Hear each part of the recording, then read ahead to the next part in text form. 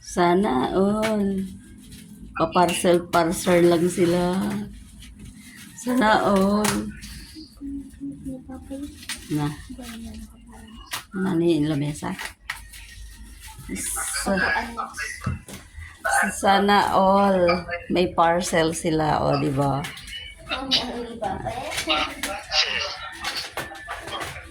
Ganun din yung kasama ko sa dahil siya nasa 500 sa peso.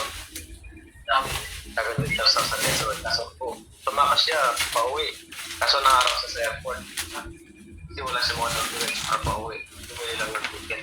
Ngayon, tinanong ko mga company siya. Pinabalik sa company namin kung sila tinanggap sa Taiwan.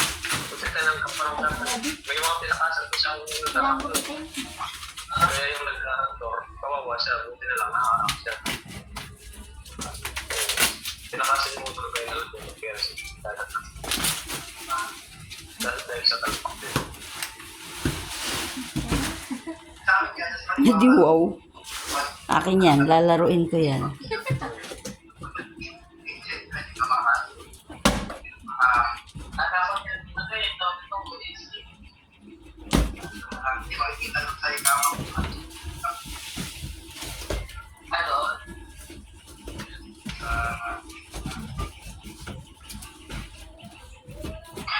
Lagayan yata ng plato yun eh. O yung lamesa. Lamesa?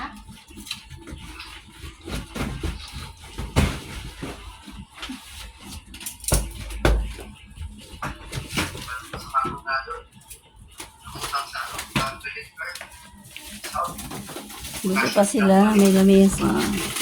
Ang balita. No! Hala, pinanit. May doon akong pesos.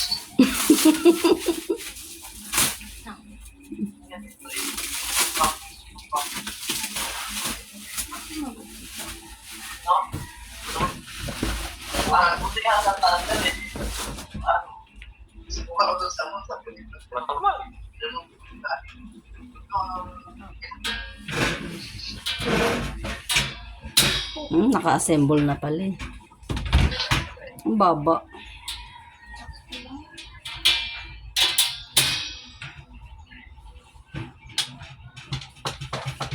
Diba? Ganda ng color. Ano May gulong.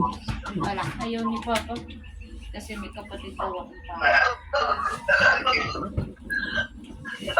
Ano sasabihin mo kay Papa? Daghang salamat. Naging Bisaya na tuloy. Saan? Bye-bye. Yan. May lamesa na si engineer. May magagamit na si engineer. Wala na. Kano yun?